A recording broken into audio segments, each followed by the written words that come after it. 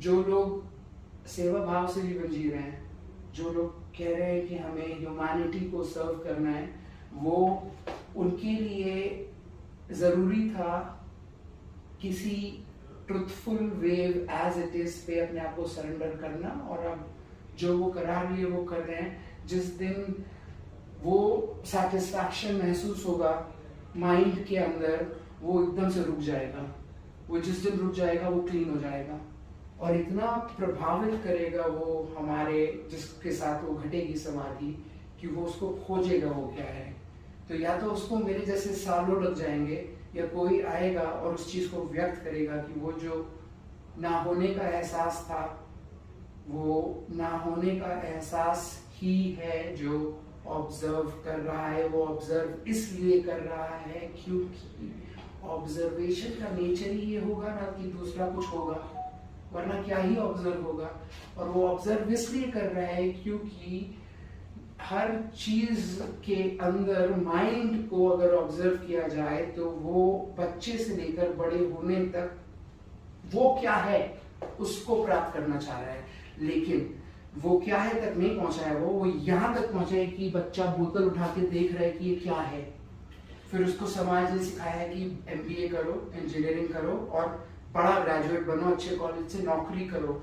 वो अभी भी जो सामने दिख रहा है वो उसको समझना चाह रहा है। एक दिन यहां से वेव्स क्लटर में आएंगी।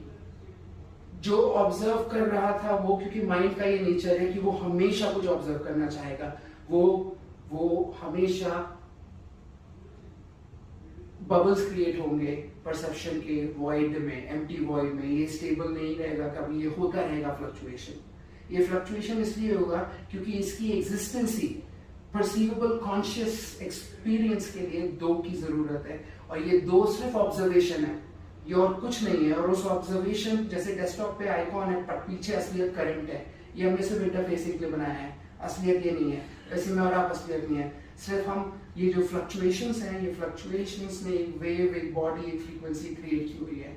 ये फ्रीक्वेंसीज जैसे जैसे एक दूसरे के साथ जिस सिमिलर होती जाएंगी, वो रेजोनेशन में यूनाइटेड ऑर्केस्ट्रा में जैसे फील होगा कि पता नहीं चलेगा कौन सा इंस्ट्रूमेंट कहाँ पे है, सब एक में हो गए हैं, योग एक में आ गए हैं। और एक में जब वो आए और हम भी उनके साथ एक आ गए अगर, और उसके बाद जब वो रुके तो हम भी रुक जाएंगे क्योंकि हम टोटल सरेंडर में थे।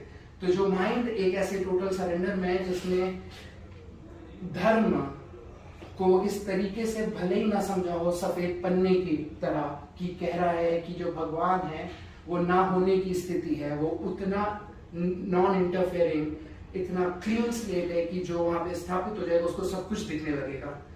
तो जो इस तरीके से इसका वर्णन करेगा वो एक्चुअली में धर्म का वर्णन कर रहा है। लेकिन कर्म और सेवा, ये सारी चीजें ही वो तरीका है जिससे यहाँ तक की अंडरस्टैंडिंग आएगी।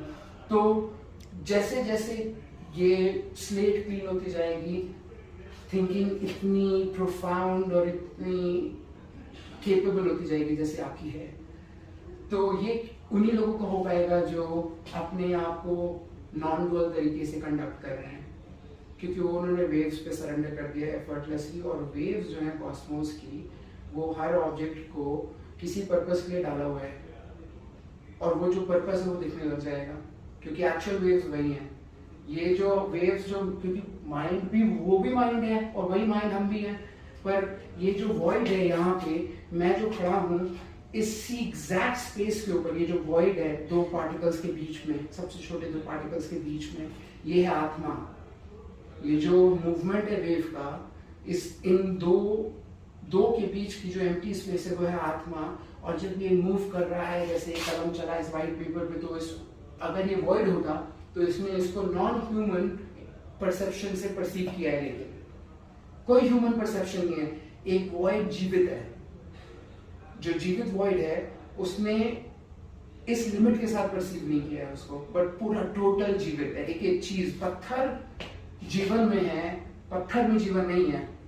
जो पत्थर का शेप है वो जीवन के समुद्र में है।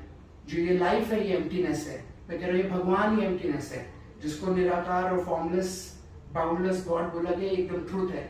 यहाँ पे कोई फॉर्म नहीं, यहाँ कोई है ही नहीं। और जो ये कोई है नहीं की स्थिति में आ जाएगा वो एक्चुअली में नॉन मैटर में चला गया, वो निश्चल हो गया।